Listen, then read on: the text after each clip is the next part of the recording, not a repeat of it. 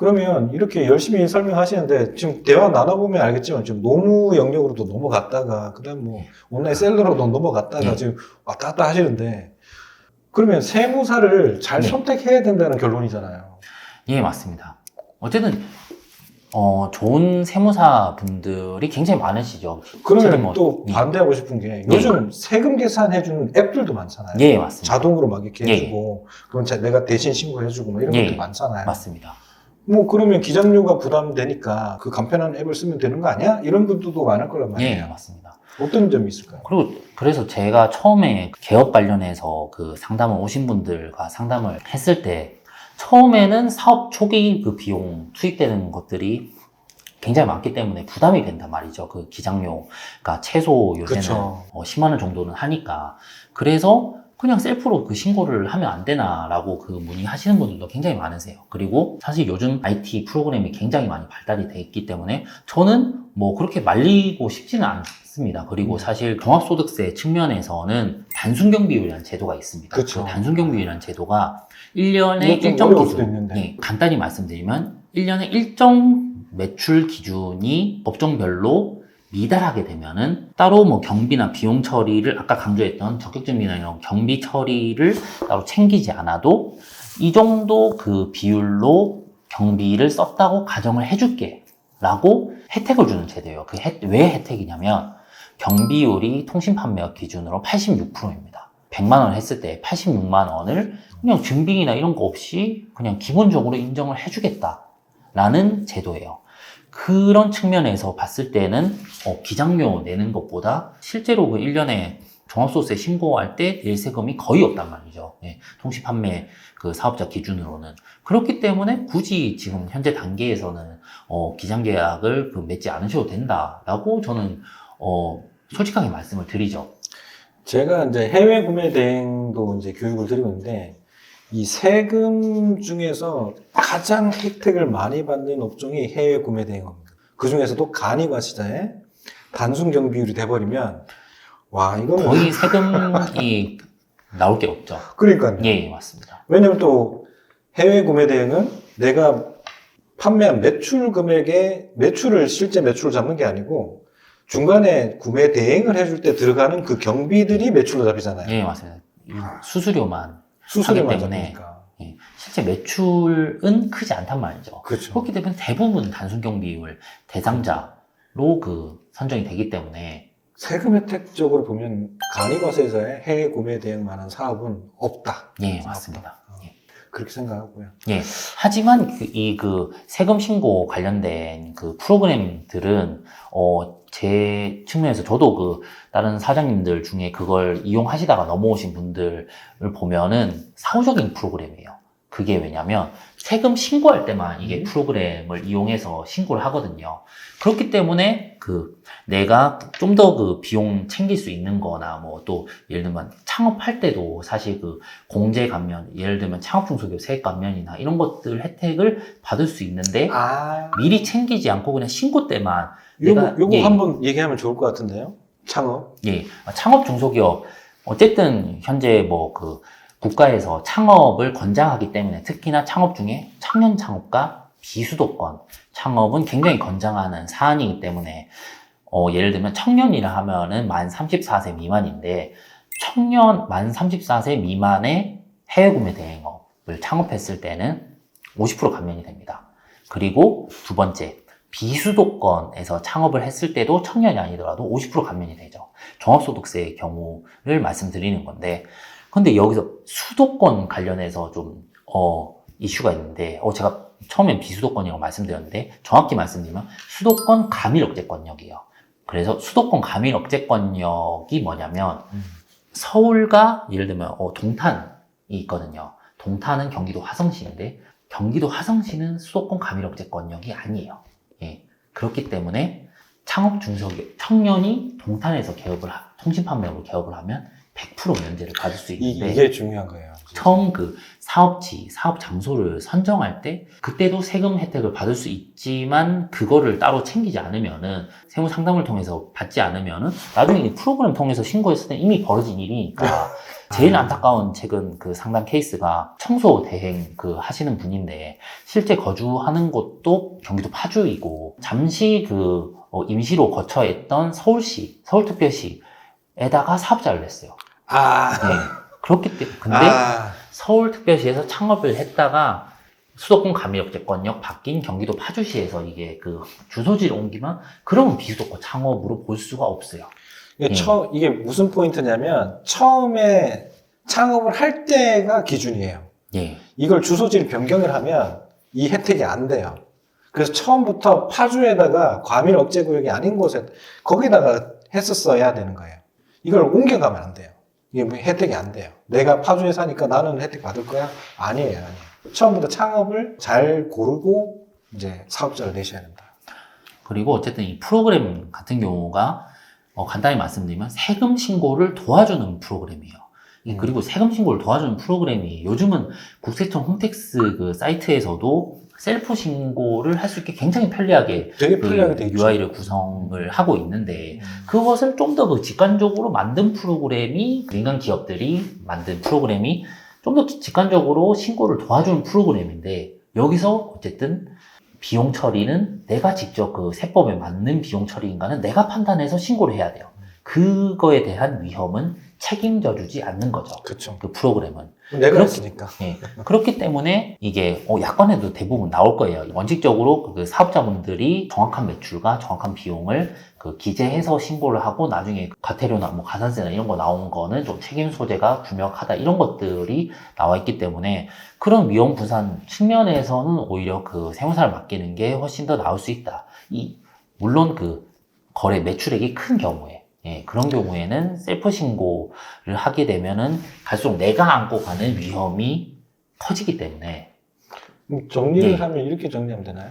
간이과세자의 뭐 단순경비율 이렇게 원래 안 나오는 정도의 사람이면 셀프 신고하는 앱을 사용해도 된다. 예, 그렇죠. 사실 셀프 신고 앱을 사용하지 않아도 요즘은 그 홈택스에서 그게 올해 그 5월부터 도입된 제도인데 모두 채움 신고 대상이라고 나오는 경우가 있어요. 그 모두 채움 그 신고라는 게 단순경비율 대상자면은 사실 프로그램 통해서도 몇만 원은 나오니까 이것도 부담하지 않고 그냥 단순경비율로 부과해서 그냥 예상된 세금이 얼마다 이거 그냥 내면은 그냥 그 신고한 걸로 처리해주겠다. 그렇게 홈택스에서도 바로 할 수 있거든요.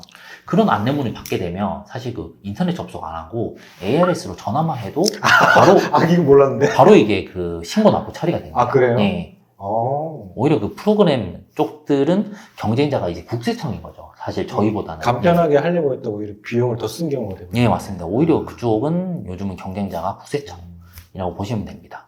그러면 또 이런 질문들도 있었어요. 예. 그럼 세무사를 이제 규모가 커지면 쓰는 쪽이 유리하다고 하셨는데, 예. 그 세무사도 되게 많잖아요. 예, 맞습니다. 그럼 좋은 세무사는 어떻게 골라요? 어떤 이게 기준으로 고르는 게 좋을까요? 사실 이게 좋은 세무사가 어쨌든 저희도 이 그 사람을 대하는 서비스업이다 보니까 서로 사장님과 저희 세무사와 맞는 사무실을 고르는 게 가장 중요하죠. 그 맞는 그 사무실이라는 요소가 결국 소통이에요. 소통. 그 소통이란 게, 이 그 세무사님이 얼마나 내 사업 구조와 그 관련된 경비나 이런 것들을 더 그 꼼꼼하게 챙겨줄 수 있느냐. 이게 제일 중요하거든요. 사실 뭐, 다른 요소들도 있겠지만, 뭐, 가장 첫 번째로 뭐 기장료가 좀 더 저렴하거나, 뭐 그런 요소도 있을 수 있고, 세무사무실을 고르는 기준 중에. 사실 요즘 예. 그거 있잖아요. 세무 대행해주는, 예. 격리 대행해주는 예. 사무실도 있고. 예, 맞습니다. 그러니까 격리 직원을 혼자서 이제 운용하려고 하면 인건비 부담이 되니까 격리 업무를 이제 여러 사업자를 모아서 이제 대행해주는 그런 것도 있고, 세무도 그렇잖아요. 예, 맞습니다. 그러니까 이 사업이라는 게 아까도 얘기했는데, 이 사업이라는 게 점점점 성장을 하는데 그 성장하는 과정에서 계속 문제를 만나고 그걸 해결하면서 이렇게 가게 된단 말이에요. 근데 해결해야 되는데 물어보면 답이 와야 되는데 답이 안 와. 예. 이거 답답해지는 거죠. 그걸 풀어야 내가 성장을 하는데 그 다음 규모로 갈 수가 있는데 예. 중요한 것 같습니다. 맞습니다. 그래서 뭐 좀 더 그 최근에 그 경험 중에 저희 쪽으로 이관에 온 그 카페 사장님인데, 카페를 2군데 하고 계신데, 저희가 새로 창업한 카페를 기장 계약을 해서 맡았는데, 이 그 인건비 처리에 대해서 뭐 사대보험이나 그냥 세금 나오는 거 이렇게 뽑아서 전달을 해드리니까, 이런 거 그전 그 카페에서는 한 번도 그 받아본 적이 없는데 이걸 왜 내야 되냐고 오히려 물어보셨거든요. 그래서 저희 입장에서는 좀 당황해서, 그쪽은 그럼 혼자 하시냐라고 물어보니까 어떻게 혼자 하냐, 당연히 그 직원 한 3-4명 쓴다 하는데, 그럼 원래는 그 사대보험이랑 그 이거 다 쓰는 게 맞는데 네. 근데 그거를 뭐 처리가 혹시 안 된 거 아니냐라고 그 역으로 그 되물어서 그 여쭤봤더니, 그래서 그 사장님께서 뭔가 쎄한데? 기존 세무사무실에 그 물어봤는데, 그거 그 인건비 우리한테 드린 적 없지 않냐. 안 줬다. 네. 아. 예, 그래서 뭐 당연히 처리 안 해줬다. 이렇게 그 세무사가 얘기를 달라고 하시니까. 해야 되는 부분 아니에요, 그건 원래? 원래는 그러니까 기본적으로 인건비 있냐 없냐는 매달 그 기장을 하면은 물어보는 게 저희 입장에서는 당연히 상식적인데, 그러니까. 그렇지 않은 경우도 굉장히 많죠. 그게 왜냐하면 일반 직원이 수십 개, 최대 뭐 한 100개 정도 하시는 분도 봤어요. 직원 한 분당.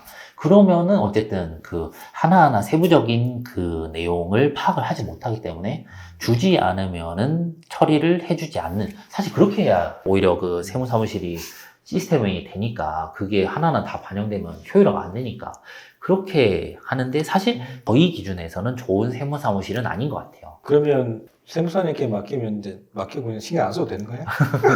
근데 이 신경을 안 쓰는 거는 세무 위험이나 이런 것들은 저희가 미리 뭐 안내를 드리고, 또 사업과 관련된 그 세금적인 측면에서는 당연히 미리 안내를 드려야 되는 거니까 굳이 알아보실 필요는 없다라고는 말씀을 드릴 수 있는데, 이런 증빙이나 또 사업 내용에 대해서 이게 그 세무 이슈가 있을지에 대해서는 당연히 저희와 소통을 해야 돼요. 그래야 더 그 절세 측면이나 어쨌든 사업 측면에서 훨씬 더 그 정확하게 반영이 될 수 있다라고 보시면 됩니다. 그러면 이런 질문도 있었어요. 사업자 신용카드를 내가 여러 개 사업자를 하는데 예, 예. 따로 각각 만들어야 하나요? 라는 예. 질문이 있었어요.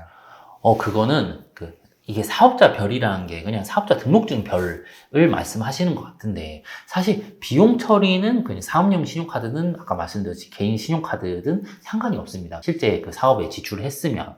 그래서 관리 측면에서는 오히려 그 사업자 별로 사업자 신용카드를 만드셔도 되지만, 그건 사실 그 실제 그 사업하는 데 있어서 그 얼마나 편리하느냐는 또 별개의 문제거든요. 이게 이거는 이거에 대한 그 여행 비용이 갈 때는 요거 카드 예, 들고 가고 맞습니다. 뭐 이건 예. 그것도 웃기죠. 그래서 그거는 좀 번거로울 수 있으니까, 그래서 사실 저희 그 국무부자 대표님께서 그 정밀한 그 엑셀 파일로 이렇게 그 만드신 거에 그냥 어느 카드 썼는지를 이렇게 사장님께서 직접 이렇게 반영을 하시는 게 차라리 더 정확할 수 있다.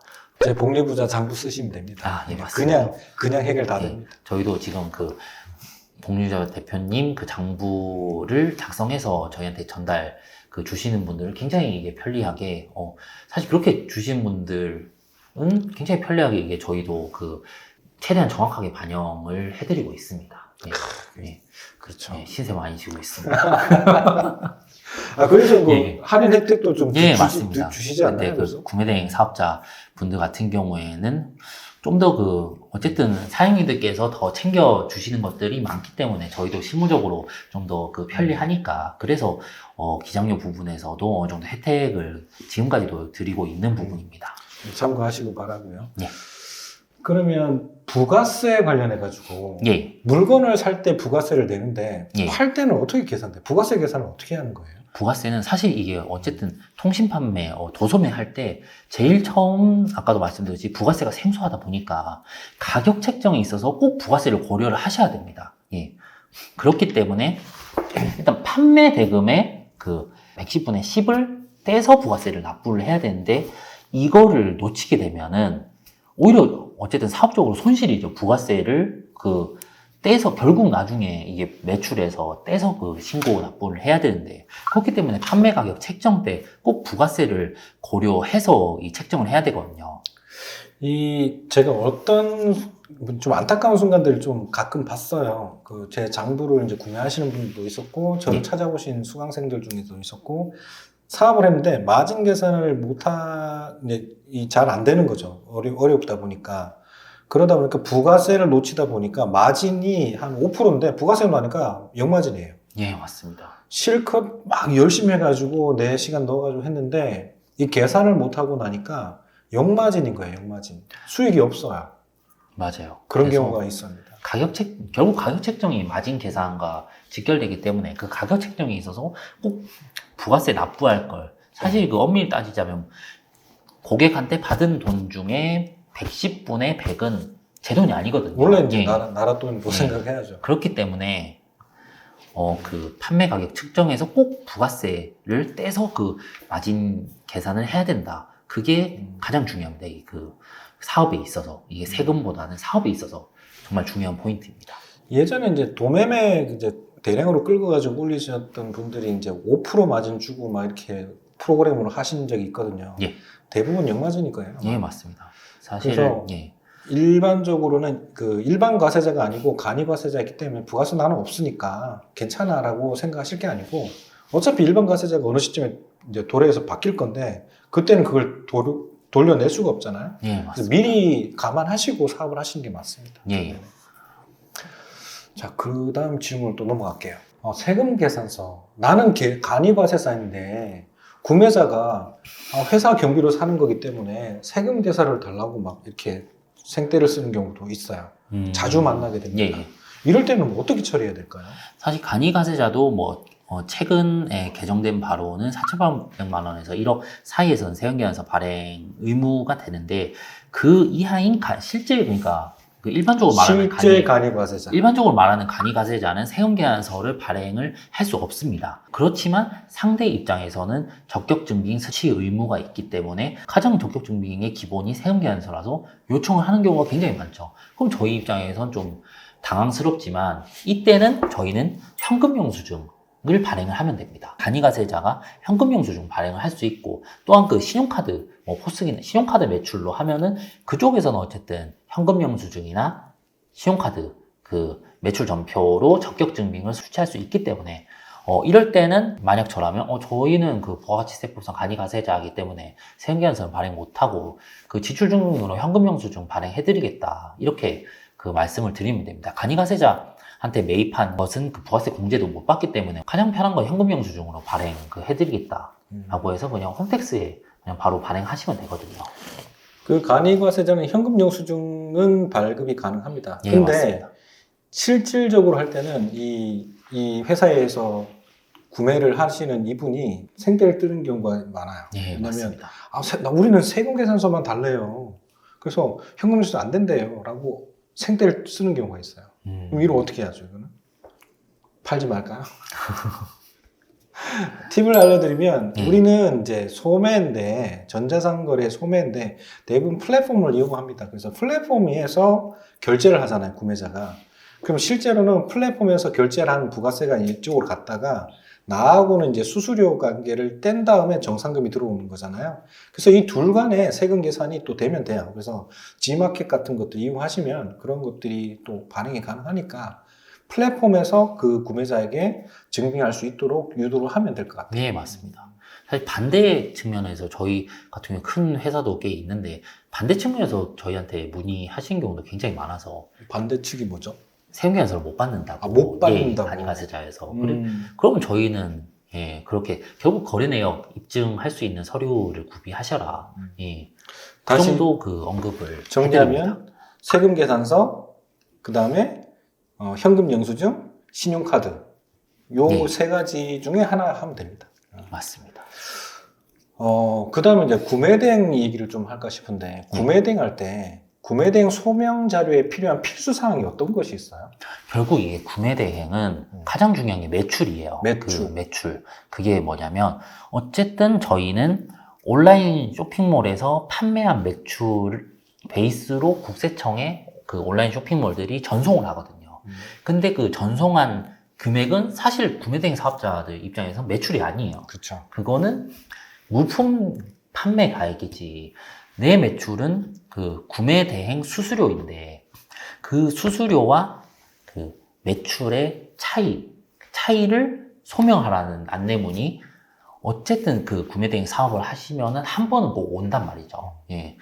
그거에 대해서 그 어떤 상품을 구매해서 그 수수료는 얼마다. 그래서 이런 그 내가 뭐 온라인 쇼핑몰에서 나왔던 매출은 5억이지만 실제 그 구매대행 수수료는 4천만 원이다. 이걸 증빙으로 할 수 있는 예를 들면 엑셀 파일이나 뭐 판매 내역으로 결국 그 마진을 받았던 그 내역이 정말 필수적이에요. 이 구매대행은. 예. 흔히들 이걸 이제 소명 자료라고 이제 얘기를 하는데 예, 맞습니다. 제 자료 쓰시면 됩니다. 네이버에도 있고요. 예. 제 유튜브에도 자세하게 설명해 놨으니까 그거 쓰면 다 모든 이력이 다 남겨져 있고 여러분들 쓰시라고 제가 하고 있는 겁니다. 그러면 또 질문이 있어요. 구매 대행할 때 그러면 구매 대행이기 때문에 예. 원래 이제 주문자가 구매자가 나한테 예. 주문을 주면 예. 그날 이후에 예. 구매를 해야만 구매 대행이 되는 거잖아요. 예. 근데 이 날짜를 반드시 지켜야 되는 걸까요? 사실 이 날짜는 결국 그 실질과세 원칙에 따라서 날짜는 크게 상관없거든요. 이 구매대행 사업자의 정의가 사실 재고 부담을 하는지나 그리고 결국 그 마진에 대해서 내가 그 실제 그 매출 매입이 아니고 구매대행을 입증할 수 있는 그런 증명할 수 있는 서류나 뭐 그런 그 증거자료만 갖추면은 이런 그 실무적인 경우라고 바로 뭐 그게 안 된다라고 하기에는 예, 그 실질과 맞지 않다라고 보시면 이거 됩니다. 살짝 슬리면서 얘기해 줄 수밖에 없는 입장인데 아무튼 원래 원칙은 주문 받은 이후에 구매를 해야 되는 게 원칙이다. 예, 하지만 그렇죠. 실무적으로는 좀 공간이 있다. 이렇게 이해하시면 될 것 같아요. 맞습니다. 자, 이걸 너무 자세하게 얘기하면 좀 문제가 되기 때문에 넘어갈게요. 그래, 반품을 받아서 손실이 생겼어요. 어떻게 증빙하면 되죠? 라는 질문이 있었어요. 그건 사실 아까 그 말씀드렸듯이 뭐 결국 뭐 계좌 이체나 아니면 따로 뭐 그 택배비나 이런 거 했을 때 그런 경우 뭐 손실이 났을 때는 내 손실이 났던 거를 뭐 그 간이용 수준이 없는 경우도 많죠, 굉장히. 그러면은 3만 원 이하면은 경비 처리를 할 수 있으니까 그걸 결국 계속 그 일관적으로 말씀드리는데 구비를 하고 그 체크를 하고 있어야 된다. 그 정도. 아니면 예. 장부 내역이 있으면 예. 장부에다 적어도 되잖아요. 예, 맞습니다. 그러면 간단하게 그 카드 결제 내역이 이력이 다 남겨져 있을 거고 예. 거기에다 멘트가 있으면 예, 소명 자료로 쓸 수 있잖아요. 예, 맞습니다. 그래서 장부를 잘 쓰는 게 가장 기본입니다. 예. 네. 구매 대행에서는 가장 기본입니다. 예, 구매대행은 너무 이 명목상 매출 매입과 저희 그 실제 그 마진 뭐 사업이 굉장히 간극이 심하기 때문에 장부를 꼭 작성을 해야 된다. 이게 간이가세자도 뭐 물론 부가세는 거의 안 내지만 그리고 간이가세 대상이 꾸준히 되려면은 장부를 꼭 작성해야 돼요. 그렇죠. 그게 간이가세자는 매출 기준으로 간이가세자 플러스 그리고 종합소득세 쪽에 그 단순경비율 적용을 받기 위해서는 내 그 수수료 매출은 실제 형식상 매출보다 작기 때문에 그것은 장부를 통해서 입증을 해야 돼서 이것은 간이가세자나 일반 가세자 차이가 없습니다. 제가 실제는 간이가세자라고 생각은 했는데 일반 가세자이기 때문에 부가세 더 내라라고 이렇게 추징이나 이렇게 나오는 경우도 굉장히 많이 봤기 때문에 그렇죠. 예, 모르는 순간 넘어가 버리고. 구매대행은 그런 이슈가 굉장히 많아요. 그 간이가세자인지 일반 가세자인지가 매출에 따라서 나뉘기 때문에 그 매출을 입증할 수 있는 소명 자료가 굉장히 중요합니다. 좋습니다. 그 질문이 조금 있더라고요. 장부는 일반 과세 기준이죠? 라는 질문이 네, 맞습니다. 있었어요. 방금 그 설명드린 게 어쨌든 이 구매대행 관련 장부는 일반 가세자, 간이가세자 관계없이 꼭 그 구비를 하고 계셔야 됩니다. 내가 계속 간이가세자여도 언제 한번 그 소명 요청이 올 수도 있어요. 그쵸. 왜냐면 그 간극에 있으면 매출 그 단계에 있으면은 일반 가세자로 넘어가는 그러면 당연히 소명 요청이 오는 거죠. 원래 소명 자료 보관 기간이 5년이죠. 예, 맞습니다. 그래서 5년이기 때문에 그 안에 바뀌게 되면 간이가세자일 때도 이제 소급해서 내놔라, 예, 증빙하라 할 수도 있기 때문에 예, 맞습니다. 해외 구매 대행을 하신다면 간이과세자든 일반 과세자든 무조건 장부를 쓰셔야 된다. 네. 이렇게 이해하시면 될 것 그 같아요. 5년이 정말 무서운 게 어쨌든 국세기본법에 그 부가 제척 기간이 동일하게 5년이거든요. 근데 5년을 다 채워서 이렇게 세무조사나 소명 요청 오는 경우도 굉장히 많아요. 그러면은 다 채울 때쯤 예, 그러면은 아까 설명드렸듯이 가산세가 그 납부불성시 가산세가 연 8%라고 했잖아요. 이자부터 가지고 그렇죠. 그거 5년짜리 상품 가입 국세청이 했다가 이제 그 만기를 타는 거예요. 사실 좀 적나라하게 말씀을 드리면은 예. 그렇기 때문에 야. 내가 지금 사업 3년 차인데 한 번도 뭐 소명 요청이나 그런 게 없다라고 해서 난 방심할 받은 적 문제는 없어. 방심할 문제는 전혀 아닌 겁니다. 예. 이거 조심하셔야 되는 게 구매 대행 했다고 이제 한 2년 차밖에 안 되는데 나 그런 거 받은 적 없어. 예, 맞습니다. 그렇게 막 떠드시는 분들이 예. 있어요. 그거 조심하셔야 돼요. 방금 얘기했다시피 5년에 대한 보관 기간이 의무 기간이 있는데 5년 도래 기간에 내놔 해가지고 추징해 버리면 난감합니다. 무조건 장부가 있어야 된다. 구매 대행에는 맞습니다. 꼭 지켜주시기 바라고요. 그 다음에 이제 기타 질문들이 있는데 카페에도 카페에 올려주신 올렸던 분이 질문들이 있으시네요. 있어요. 예. 1번 가족을 직원으로 쓰는 경우 아까 말씀드렸듯이 꼭 실제 그 근무했다는 입증 그 서류를 남겨야 된다. 4인 이하, 뭐 이거 5인 이상 그 사업장 이거 말씀하시는 건데 4대 보험 안 들어도 되는지는 당연히 안 됩니다. 이 4대 보험은 정규직인 경우에는 꼭 4대 보험을 취득 신고를 해야 되고 그에 따라서 4대 보험을 공제해서 직원분을 내야 됩니다. 4인 이하인 업장이 갖는 혜택은 그 고용 해지가 조금 예, 맞습니다. 간편하다는 해고가 거지. 좀 그 유연하다는 거지. 그렇죠. 4대 보험 의무는 모든 사업장에 대해서 그 부과가 된다고 보시면 됩니다. 그래서 3번 같은 경우에도 비용 처리를 하기 위해서는 꼭 그 세무서에 원처세 신고를 해야 된다. 인건비 신고를 해야 된다.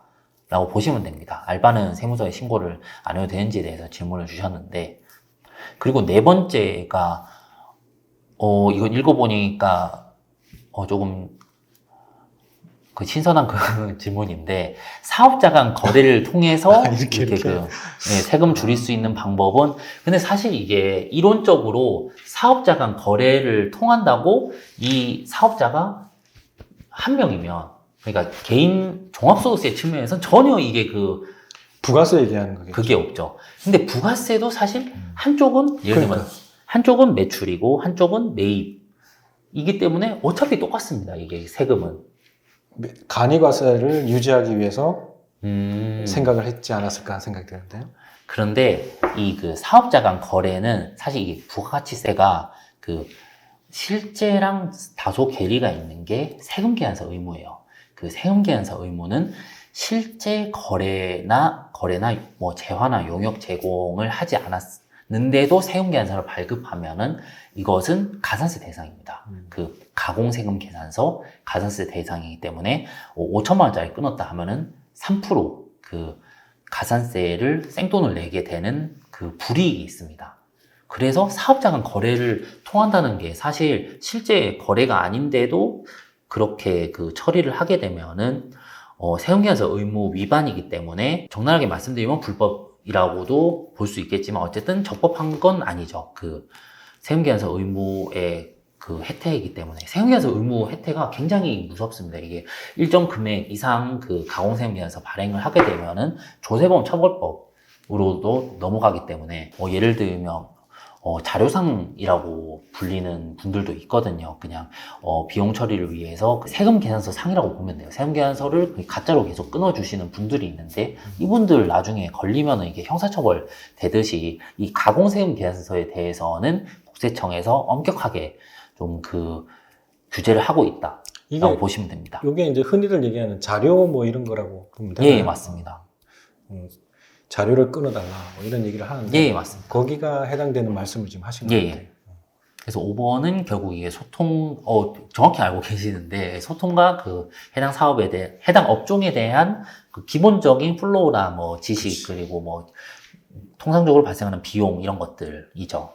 그런 것들을 그래도 기본적으로 알고 계신지, 그게 제일 중요한 것 같고, 사실 뭐 실무적으로 그 세무사님들께서 혼자 하시는 분들은 직접 대응하시는 분들도 있겠지만 대부분 사무실은 혼자 하기는 또 버겁기 때문에 직원분들 통해서 이렇게 그 세금 처리를 하시는 세무사분들이 대부분이시거든요. 그런데 그 직원분들이 알아서 하고 세무사님은 그냥 나몰라라 하거나 그런 사업장도 좀 오래된 뭐 그런 분들이 아닌 분들도 굉장히 많겠지만 그 오래된 분들 중에 그냥 직원분들이 알아서 하게 되면은 이게 어느 정도 최신 세법이나 이런 것들 트렌드 반영도 좀 미흡할 수도 있고 그렇기 때문에 어쨌든 세무사님과 어느 정도 소통을 하는지, 직접 실무에 관여하거나 그렇게 하는지도 어느 정도 고려해야 될 포인트가 아닐까라고 생각을 합니다.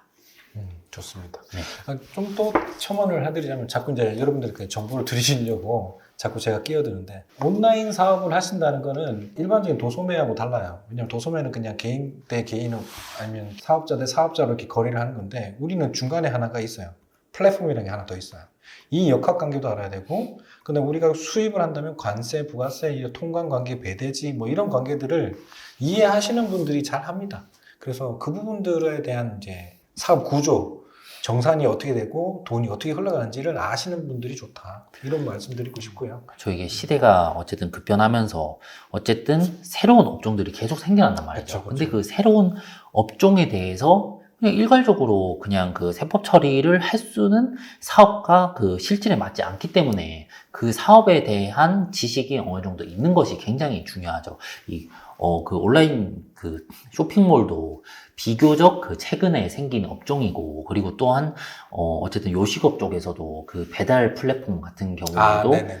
최근에 이슈가 되는 것들이 배달 매출 이런 것들도 다 그 반영을 해야 되기 때문에 사실 이게 실무적으로 저희 입장에서도 굉장히 좀 그 어려운 상황이거든요. 이게 물론 그 IT 기술의 발달로 요즘은 국세청에서도 어느 정도 잡고는 있지만 그럼에도 불구하고 실제 매출과 이게 좀 차이가 있고, 그리고 배민 수수료 당연히 어느 정도 반영은 되지만, 그 배달 플랫폼 이런 수수료들도 그 전에는 그 IT 기술 이게 좀 미흡하다 보니까 수수료 처리가 안 되는 경우도 굉장히 많았어요. 이게 그 세무 프로그램에서 끌고 오지 않기 때문에. 그래서 기본적으로 그거를 알고 계시는 분들이 굉장히 중요하다. 뭐 최근엔 또 좀 논의죠. 블록체인 이런 그 기반 업종 그렇죠. 이런 분들도 많으신데 이 블록체인도 간단히 설명드리면 아직 그 블록체인 관련 사업 규제나 이런 것들이 많기 때문에 실제 거래랑 그 괴리가 굉장히 크죠. 이 장부에 비해서. 그래서 그거에 대한 그 전문 세무사님을 그래도 그 찾는 것이 훨씬 어느 정도 소통이 될 수 있다라고 보시면 될 것 같습니다. 사업자 카드로 사무실 용품 구매 시 부가세 환급은 당연히 되는 건데 포인트는 자동으로 계산이 되지는 않는 거죠. 사업자 카드로 계산을 하면 일단 국세청에 등록을 하면 국세청 입장에서도 당연히 공제 가능 금액기록이라고는 떠 있어요. 근데 그것을 실제로 공제 처리를 하느냐는 그 세무사한테 맡기는 것은 세무사님의 그 소통과 재량이고, 그리고 본인이 더 챙겨서 비용 넣어달라고 하는 것에 대한 좀 셀프로 해야 되는 일도 있기 때문에 자동으로 계산되는 것은 아직은 어렵다라고 보시면 됩니다. 좋습니다. 일본도 어쨌든 저희 그 온라인 쇼핑몰 하시는 분들 중에 부업으로 접근하시는 분들도 많으시니까 좀 굉장히 좋은 질문인데, 부업을 하면서 여러 사업자로 하시는 분들은 직장인은 월급을 받는 거에 대해서 근로소득을 2월 달에 그 연말정산을 해서 그 세금을, 근로소득에 대한 세금을 확정을 하는데, 그와 별개로 온라인 쇼핑몰에 대한 사업소득은 5월 달에 확정을 해야 되거든요. 장부 작성을 해서. 그 5월 달에 장부 작성해서 확정한 걸 합산해서 세금이 부과됩니다. 그렇기 때문에 예를 들면 좀 고액 연봉자다 이신 분들은 만약 그 배우자님이랑 같이 좀 하시고 외벌이다 하면은 그래도 뭐 최소 뭐 공동 사업자나 뭐 아니면 그냥 그 배우자님 명의로 하시면은 어쨌든 어느 정도 절세가 될 수 있는 포인트죠. 예를 들면 뭐 근로자 같은 경우에 연봉 한 8천만 원만 해도 거의 한 30% 정도는 부과되기 때문에 그 상황에서 30%에서 내가 사업소득에서 번 거는 1,000만 원인데 30%를 내버리니까 이게 좀 절세적인 측면에서는 굉장히 손실이죠. 잘못 걸리면 예. 더 많이 낼 수 있어요. 그래서 내가 좀 어느 정도 고액 연봉자다. 이게 온라인 쇼핑몰 뿐만 아니고 그 카페나 이렇게 따로 그 창업하시는 분들도 이게 굉장히 중요한 포인트예요. 내가 고액 연봉자면은 어느 정도 사실 실제로 공동사업 할 수밖에 없죠, 카페는. 근데 공동사업자로 해서 그 누진세율 구간을 어느 정도 고려해서 좀 소득 구간을 줄여야 된다. 그렇게 생각하시면 될 것 같습니다. 좋습니다. 간이 가세자가 처리할 수 있는 돈. 사실 이게 간이가세자는 부가가치세법상 간이가세자이기 때문에, 그리고 간이가세자도 부가세를 매입가액의 0.5% 수준에서는 공제를 받을 수 있기 때문에, 예, 그 적격 증빙을 받은 수치한 금액에 대해서는 사업과 관련된 비용이면 전부 그 부가세 공제도 가능할 뿐더러 종합소득세 때도 비용 처리를 할 수 있다라고 보시면 됩니다. 그래서 교육비, 프로그램비, 예, 비용 맞습니다. 처리가 결국- 가능합니다. 결국 이게 사업 그 번창을 위해서 투자하시는 그 비용이니까 비용 처리가 가능하다고 보시면 되고요.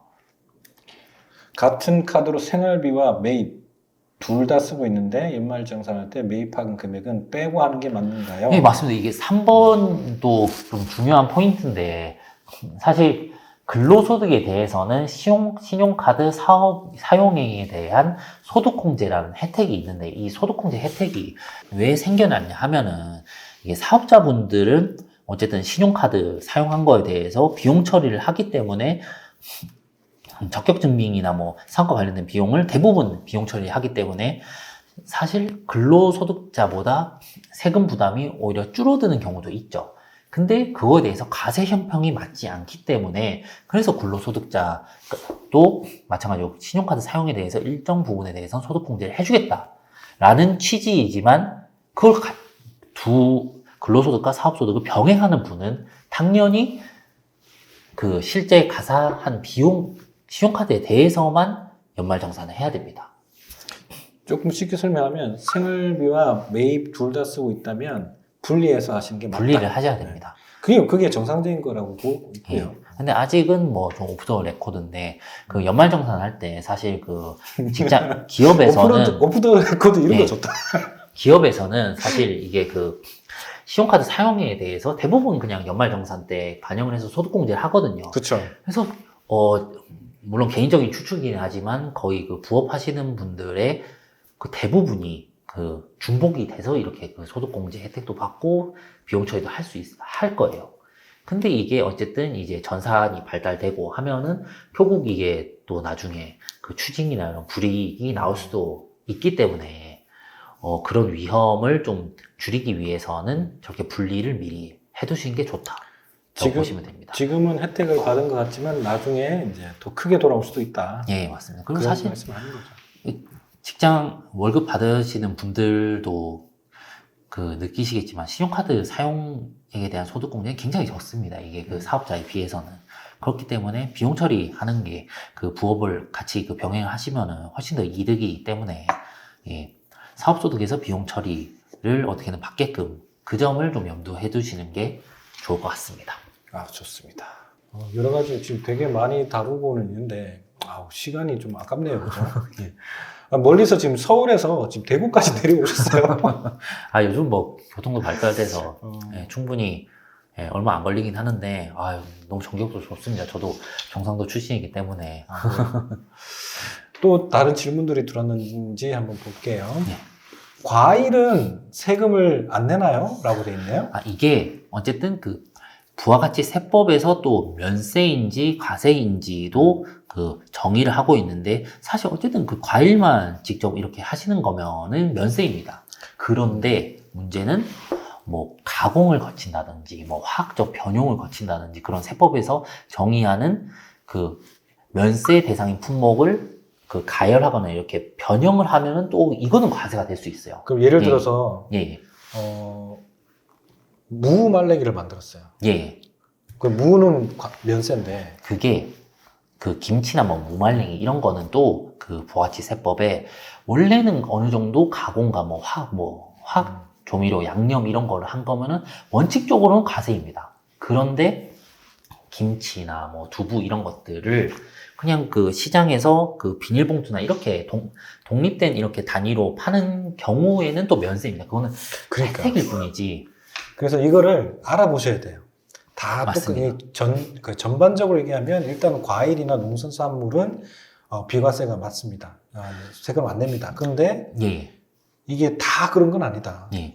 사실 그래서 그 최근 저희 그 현업에서 좀 이슈가 되는 거는 밀키트거든요. 밀키트, 예. 그치. 그 밀키트라는 게 사실 그 이런 뭐 가공하지 않은 이런 식재료 대신 또 양념도 이렇게 따로 이렇게 담고 해서 이렇게 팔면은 뭐 면세 처리하고 하는 게 있는데 최근에 그 국세청에서 그 해석 사례가 과세로 이게 주장을 그렇다 하더라고요. 하고 있습니다. 그것 때문에 결국 이게 사업에 대한 그런 그 내가 모르는 위험을 줄이고 또한 그 과세인지 면세인지에 대해서는 아까도 그 대표님께서 말씀하셨듯이 마진율, 사업에 대한 마진 그 측정에 있어서 굉장히 중요하거든요. 그렇기 때문에 그 정도 어느 정도 그 챙기시기 위해서는 따로 공부를 하시거나 그 좀 세무대리인한테 좀 의뢰를 해서 그렇게 그 사업을 운영하는 것이 예, 훨씬 더 그 경제적이지 않을까라고 생각이 듭니다.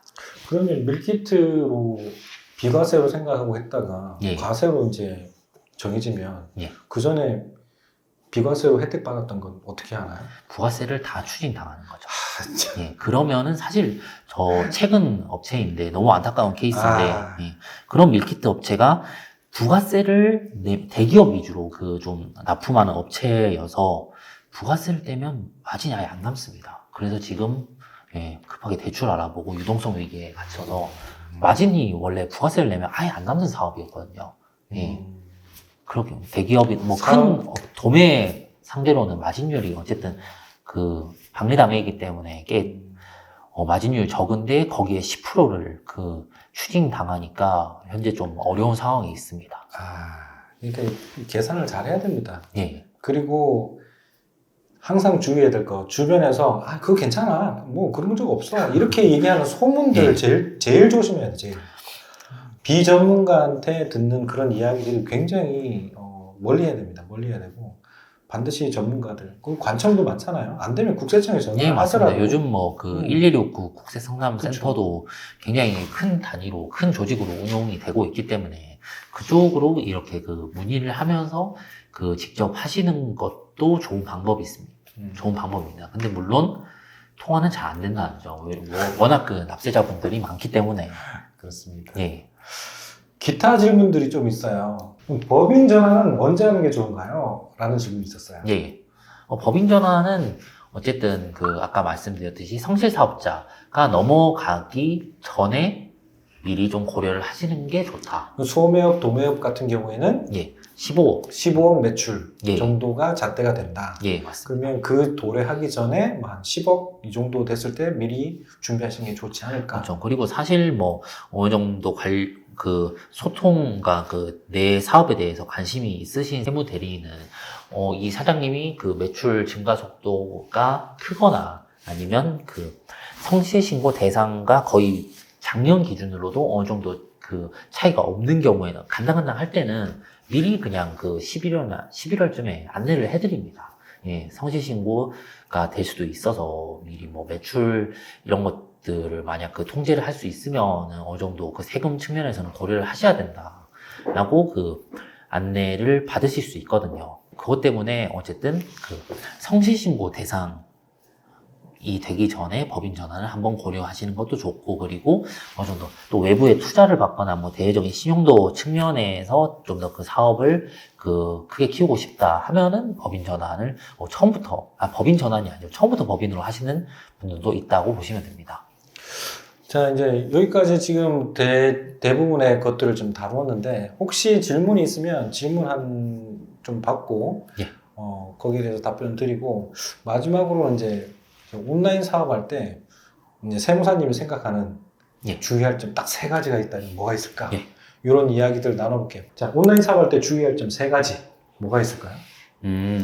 어쨌든 온라인 사업은 저희가 결국 온라인 기반으로 이게 결제가 되기 때문에 당연히 이게 기본적인 절세 부분인 비용을 잘 챙겨야 되는데, 그 비용 중에 가장 놓치기 쉬운 부분이 광고비, 충전해서 사용하는 광고비거든요. 광고비. 예. 네네네. 포털 사이트나 SNS 등의 광고 비용들을 지출하고, 그리고 또 요즘은 인플루언서 분들도 굉장히 많으신데 그분들 통해서 광고비를 지출을 할 때는 또 어떻게든 사업소득으로 처리를 하거나 세무계산서 발행을 하거나 그 부분이 굉장히 중요하거든요. 사실 받는 분들 입장에서는 물론 그러면 안 되지만, 받는 분들 입장에서는 세금 신고를 안 하는 걸 원할 수도 있어요. 예. 하지만 저희 입장에서는 비용 처리를 하려면은 광고비에 대해서 어떻게든 적격 증빙을 받아야 된다. 예, 인플루언서 분들한테 지급할 때 그렇게 처리하는 것이 굉장히 중요합니다. 저희 그 개별 그 상품을 홍보하기 위해서는. 그리고 또한 두 번째는 이게 그 어쨌든 충전해서 사용하는 방식이어서 카드로 충전을 하고 현금 영수증 처리를 하거나 아니면 세금 계산서로 그 또 발행하는 그런 업체들도 있어요. 그 카드로 결제했지만 증빙은 세금 계산서로 발행해주는 업체들도 있거든요. 물론 저희가 요구하는 경우가 대부분이겠지만, 근데 저희가 요구를 했더라도 뭐 3, 4개월 전이니까 까먹을 수 있단 말이죠. 그러면은 중복으로 공제가 될 수도 있어요. 카드 결제한 금액이랑 세금 계산서 받은 금액이랑. 그거 중복 공제 받을 수도 있는 거, 그것도 좀 조심을 해야 됩니다. 그거는 개인들이 좀 챙기기 힘들지 않을까요? 예, 맞습니다. 그래서 이게 세금 계산서를 수취한 거에 대해서는 결국 이 장부 쪽에서 반영을 해야 됩니다. 예. 세금 계산서 보통 받는 경우는 금액이 큰 경우에 이렇게 그 요청을 하게 되니까, 예, 그 점 어느 정도는 챙기셔야 됩니다. 그리고 이 해외 사이트, 대부분 인스타그램이죠. 그런 해외 사이트. 그리고 저희 구매대이나 뭐 이런 곳, 해외 쪽에서 이거 결제하는 거는 또 환율 이런 거 적용도 어느 정도 주의를 해야 되고, 또한 아예 그냥 반영이 안 되는 경우도 있어요. 그게 왜냐면, 저희 그 세무대리 입장에서 세금 신고를 할 때는 또 그 국세청에서는 해외 카드 대금 결제에 대해서는 아직 불러와지지 않습니다. 국세청이 아니고 저희 세무대리 프로그램에서는. 예. 그렇기 때문에 그거는 또 세무대리인이 놓칠 수가 있단 말이죠. 예. 해외 결제 내역은 예. 땡겨올 수가 없다. 예. 그게 땡겨와지지 않기 때문에 실제 카드 그 사용 내역을 신용카드사에 받아서 제출을 해주셔야 됩니다. 그 세무대리인한테. 그럼 해외에서 사용한 건 무조건 다 내역을 증빙해 주는 게 좋다. 예, 맞습니다. 해외에서 그 지출한 그 달러나 뭐 이런, 그러니까 외화로 결제된 금액에 대해서는 그 세무대리 프로그램 중에 이렇게 그 국내에 대해서 불러와지는 경우가 대부분이기 때문에 이 해외 금액을 누락하는 경우가 있는데, 인스타그램이나 어쨌든 또 해외 쪽에서 그 뭐 수입 세무계에서 이런 거 받지 않으면은 누락하는 경우가 많단 말이죠. 예. 그것도 비용 처리가 안 되기 때문에. 이것도 제가 모르고 있었네요. 예. 챙겨야 되겠네. 예, 맞습니다. 저번에 광주 출장 갔던 것도 다 이렇게 비용을 많이 썼는데 네. 이번 달에도 또 가거든요. 예. 그런 거를 또 챙겨야 되는구나. 예, 맞습니다. 해외 몰랐습니다. 쪽에 네. 그 지출한 것은 꼭 그 증빙을 그 챙겨서. 그러면 예, 해외 거 같으면 세금 계산이 아니고 예. 만약에 신용카드도 쓰는 경우도 있지만 현금을 쓰는 해외 나라도 많단 말이에요. 예, 맞습니다. 가까운 일본만 해도 신용카드 안 되는 곳이 많기 때문에 예. 그때는 뭘 챙겨야 될까요? 사실 그 영수증이나 그 웬만하면 원래 그 카드 결제를 하려면 카드 결제를 해야 되는데, 사실 뭐 그 저희도 뭐 중국 쪽으로 사업하시는 분들도 많은데 중국 쪽에서는 대부분 현금도, 물론 일본도 요새도 현금 많이 쓰는데. 또 궁금해졌다. 예. 중국 얘기하니까 중국에는 위챗으로 다 페이를 하잖아요. 예. 그건 어떻게 증빙해준대요? 위챗페이로 이렇게 제출을 해주셔야죠. 위챗페이를 다운받아서 예. 주면 된다? 맞습니다. 사실 이 법인은 이게 좀 세밀한 실무적인 얘기인데, 법인은 법인 통장을 저희가 세무대리인이 관리를 하는데, 개인은 사실 그 개인 사업자 통장을 성실신고 아니면은 보통 잘 안 보거든요. 그 세무대리인이. 이게 적법하게 비용 처리할 수 있는 것만 챙겨드리지. 그런데 그 통장 내역 중에서 그 위챗페이나 이런 거는 충전해서 빠져나가는 거기 때문에 그거는 누락될 수 있단 말이죠. 예. 오케이. 그래서 이 세 가지를 좀 챙겨보는 게 좋을 예. 것 같다. 맞습니다. 이제 조금 마무리를 지어야 될 것 같은데 질문이 또 하나 들어왔네요. 예. 개인 사업자 기준 차량 등 비용을 지출하는 목적은 종합과세 기준액을 축소시키려는 것인가요? 부가세는 변동이 없는 거죠? 라고 질문하셨어요. 이게 차량 관련해서 좀 언급을 드리자면, 일반적으로 그 알고 있는 승용차, 뭐 개별 소비세 과세 대상 승용차는 원칙적으로 부가가치세 공제가 안 됩니다. 그 차량 구매 대금과 또한 또 뭐 유류비, 그 차량을 그 운행하는 데 있어서 소요되는 비용, 뭐 유류비, 주차비 이거 전부 원래 안 됩니다. 예, 종합소득세 때 비용 처리만 가능한 부분이고, 예외적인 거는 경차나 뭐 구인승, 카니발 이런 경우에는 그 구매했을 때도 부가세 그 10% 공제도 받을 수 있고, 그 관련된 이런 즉 유류대나 이런 것도 뭐 공제를 받을 수 있다. 그 정도 보시면 될 것 같습니다. 아, 또 차량 관련해서 또 모르실 것 같아서 놓칠 수 있을 것 같아서 말씀드리면, 내가 사업을 하기 전에 원래 갖고 있던 원래 내 차가 있었는데 사업을 시작하면서 이거를 사업용 차량으로 등록을 했어요. 예. 그러면서 이제 세금 혜택을 받은 거죠. 예. 그래서 이 차를 바꾸려고 팔았어. 예. 이때는 어떻게 되죠? 그때는 어쨌든 사업용으로 등록을 했기 때문에 그 세금계산서 발행을 해야 됩니다. 그렇죠. 예, 그것도 좀 놓칠 수 있는 부분인데. 그렇죠.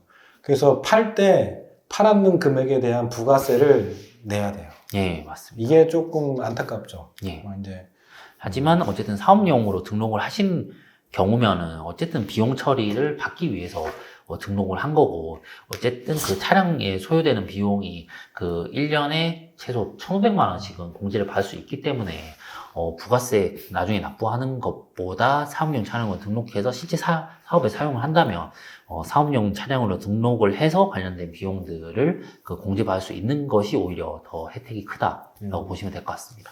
그래서 저는 렌트를 선택했죠.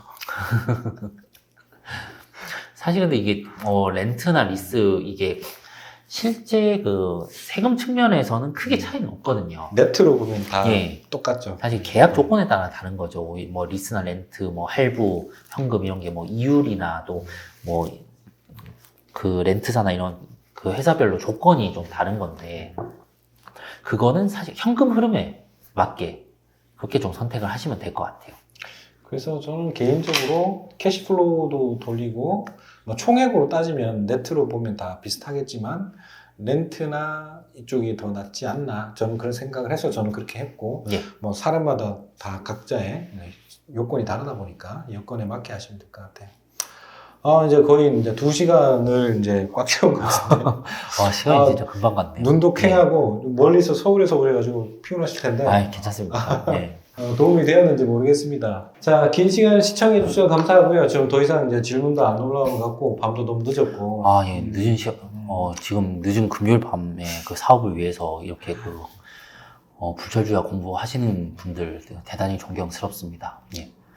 꼭 번창하시기 바랍니다. 복리부장님 대표님께서 알려주신 내용대로만 해도 예, 충분히 부자가 될 수 있을 거라 저도 계속 유튜브 챙겨보는데. 예. 아직 모자랍니다. 저도 이제 최대한 하고 싶은데, 저도 이제 몸이 하나니까 그걸 어떻게 배분해서 쓸까를 항상 고민하고 있어요. 아무튼 긴 시간 시청해 주셔서 감사드리고요. 아무튼 도움이 되었으면 좋겠습니다. 여러분들이 이제 꾸리는 사업들이 계속 차근차근, 너무 급하게 가는 거는 체하는 것 같아요, 항상. 그래서 여러분들은 그 단계에 맞게 문제 해결하면서 내 문제를 해결해 줄 수 있는 조력사도, 이제 세무사님 같은 분을 잘 만나서 하시길 바라겠습니다. 네. 번창하십시오. 다들 네. 힘내시고요.